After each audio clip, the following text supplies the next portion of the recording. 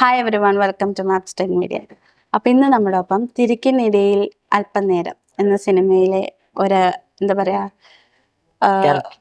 ഒരു ക്യാരക്ടറാണ്. വെൽക്കം നവൻ നവൻ യാ. അപ്പോൾ എങ്ങനെ ഈ സിനിമയിലോട്ട് വരുന്നു? എന്നാ ഈ സിനിമയിലെ ഡയറക്ടർ ജയൻ സാറ് നേരത്തെ ഒരു ഷോർട്ട് ഫിലിം ഉണ്ടായി, അതിനെ വിളിച്ചായിരുന്നു. അപ്പൊ നല്ല ആക്ടിങ് ആന്നൊക്കെ പറഞ്ഞ് ഇപ്പൊ സിനിമയിലേക്ക് വിളിച്ചു. അപ്പോ ലൈക്ക് പഠിച്ചോണ്ടിരിക്കുവല്ലേ? ഞാൻ പ്ലസ് ടു കഴിഞ്ഞിരിക്കും. പഠിത്തവും ആക്ടിങ്ങും എങ്ങനെ ബാലൻസ് ചെയ്ത് കൊണ്ടുപോകണം? എങ്ങനെ ഇഷ്ടമാണ് ആക്ട് ചെയ്യാൻ? ഇഷ്ടമാണ്. ചെറുപ്പം മുതലേ ഒരു ആക്ടർ ആവണം അങ്ങനെ വിചാരിച്ചിട്ട് വന്നത്? അങ്ങനെ വിചാരിച്ചല്ല, ഡാൻസ് ആയിരുന്നു ഞാൻ കൂടുതലായിട്ട് ഫോക്കസ് ചെയ്തു. ഇങ്ങനെ ഡാൻസ് ചെയ്തപ്പോ ജയൻ സാറിന് എന്തോ ഡാൻസിന്റെ വീഡിയോ കിട്ടി, എന്റെ ഫോട്ടോ ഒക്കെ അയച്ചപ്പോ പുള്ളിക്ക് ഇഷ്ടമായപ്പോ ഒരു ഡെമോ ഒക്കെ എടുത്ത് അങ്ങനെ ചെയ്തു. അപ്പൊ ഈ അല്പനേരം എന്ന മൂവിയിലെ ക്യാരക്ടറിനെ പറ്റി പറയാവോ? ഇതിലിപ്പോ ഇർഫാൻ എന്ന് പറഞ്ഞ ക്യാരക്ടറാണ് ഞാൻ ചെയ്യണത്. ഇതിനായിട്ടൊരു ഉപദേശി ക്യാരക്ടർ എന്നൊക്കെ പറയും, എല്ലാവരും ഇങ്ങനെ ഉപദേശിച്ചാൽ നന്നാക്കാന്നൊക്കെ പറയും. അങ്ങനത്തെ ഒരു ക്യാരക്ടറാണ്. അപ്പൊ റിയൽ ലൈഫിലത്തെ നവൻലാലും ഇർഫാനും എത്ര ഡിഫറൻസ് ഉണ്ട്? ഉപദേശം എല്ലാരും നമ്മളെയാണ് ഉപദേശിക്കുക, അങ്ങനെയാണ് പറയാ. കുഴപ്പമില്ല, നന്നായിട്ട് തോന്നുന്നു. എങ്ങനെയുണ്ടായിരുന്നു മൂവിയില്? ലൈക്ക് ഒരു ഫസ്റ്റ് മൂവിയാണ്, ഡെബ്യൂ അല്ലേ? അപ്പൊ എങ്ങനെയുണ്ടായിരുന്നു ആ എക്സ്പീരിയൻസ്? ഈ ക്യാരക്ടർ കിട്ടിയപ്പോഴും നല്ല ജോളിയായിരുന്നു. ടീം ആണെങ്കിലും എല്ലാവരും നല്ല സ്നേഹത്തോടെ സംസാരിക്കണത്, എല്ലാവരും ഫ്രണ്ട്സിനെ പോലെ മിസ് ചെയ്യുന്നു എല്ലാവരും. ഇപ്പൊ എല്ലാവരും ഇന്ന് കണ്ടോ എല്ലാരും? ഇപ്പൊ എല്ലാരും വരുന്നുണ്ട് കുറച്ച്. അപ്പൊ പുതിയ ഫ്രണ്ട്സിനും കൂടെ ആയില്ലേ മൂവിയിലോട്ട്? ഇതിലിപ്പോ വർക്ക് ചെയ്തല്ലോ ഒരുപാട് പേര്, എല്ലാരും പുതിയ പുതിയ ആൾക്കാരും ഇങ്ങനെയാണ്. അപ്പൊ ഏറ്റവും ഫേവറേറ്റ് ആയിട്ടോ അല്ലെങ്കിൽ ഏറ്റവും ഫേവറേറ്റ് ആയിട്ടൊരു സിറ്റുവേഷൻ അങ്ങനെ എന്തെങ്കിലും ഉണ്ടായിട്ടുണ്ടോ? ട്രിപ്പ് പോണ ഒരു സീനുണ്ട്, നന്നായിട്ട് എൻജോയ് ചെയ്തു. ഓക്കെ. അപ്പൊ ഈ തിരിക്കുന്ന അല്പനേരം എന്ന് പറയുമ്പോ ഇതില് ടാഗ് ലൈൻ ഒക്കെ കണ്ടിട്ടുണ്ട്, for parents, for teachers, for students. പിന്നെ ഇതിൽ എഴുതിയിട്ടുണ്ട് that will change our life സ്റ്റൈലിന്. അപ്പൊ എന്താണ് ഈ സിനിമ? മെയിനായിട്ട് പാരന്റ്സ് കാണേണ്ട സിനിമയാണ്.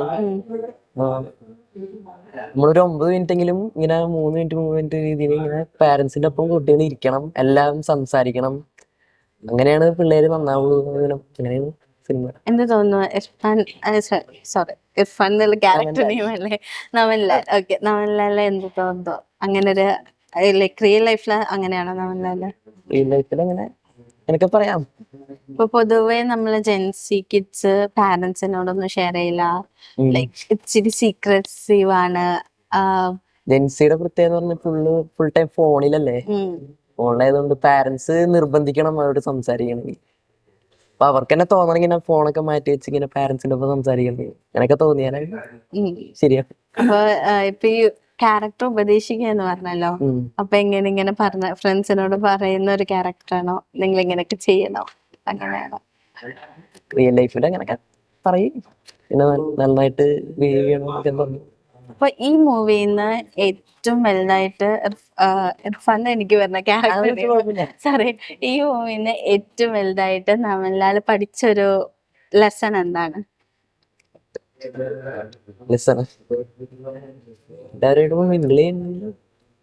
എനിക്കിപ്പോ മൂവിയുടെ സ്റ്റോറി ബേസ് ചെയ്തിട്ടാണെങ്കിലും അങ്ങനെയൊക്കെ നോക്കുമ്പോ, സ്റ്റോറി ഞാൻ കണ്ടില്ല, ഇങ്ങനെ അഭിനയിക്കുമ്പോ ഇങ്ങനെ സ്ക്രിപ്റ്റ് ഒന്നും പറഞ്ഞിട്ടുണ്ടായില്ല.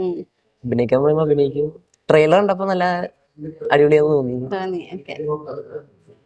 അപ്പൊ ലൈക്ക് ബാക്കി വെച്ചപ്പോ ഇഷ്ടമാണ് ആക്ടിങ് എന്ന് പറഞ്ഞല്ലോ, അത് വെച്ച് നോക്കുമ്പോ കിട്ടിയൊരു ലെസൺ അങ്ങനെ എന്തെങ്കിലും? ആക്ടിങ് എന്ന് പറയുമ്പോ സെന്റിമെന്റലൊക്കെ ഒരു ക്യാരക്ടറൊക്കെ അങ്ങനെയാണ് ഇഷ്ടായി. പഠിച്ചു ഇതൊക്കെ പറഞ്ഞു തരും എങ്ങനെ ആക്ട് ചെയ്യണേ.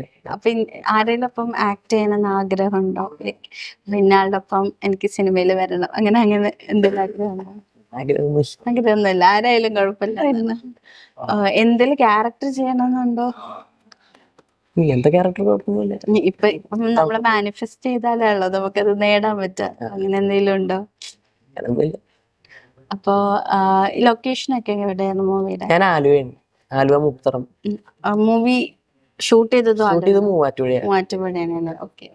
അപ്പൊ അടുത്തടുത്ത് എങ്ങാണ്ട് എങ്ങനെ വീട്ടിൽ പോയി വരുമായിരുന്നോ? വീട്ടിൽ പോയി അല്ല, ദൂരം ഉണ്ടല്ലോ, ആ. ആലുവ മൂവാറ്റുപുഴ ദൂരമുണ്ട്. അപ്പൊ ആ ബസ്സിന് പോയി അവിടെ സ്റ്റേ ആയിരുന്നു. സ്റ്റേ ആയിരുന്നല്ലേ?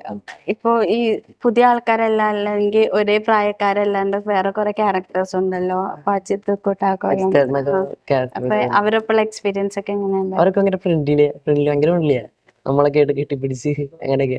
അവര് ലൈക്ക് എന്തെങ്കിലും ടിപ്സ് തന്നിട്ടുണ്ടോ? അവരൊക്കെ ഇങ്ങനെ ചെയ്യും അങ്ങനെ ചെയ്യുന്നൊക്കെ പറഞ്ഞു തരും. നമുക്ക് മനസ്സിലാവും. അവരുടെ അടുത്തേക്ക് ഭയങ്കര കംഫർട്ട് ആയിരുന്നു ഫീൽ ചെയ്യും.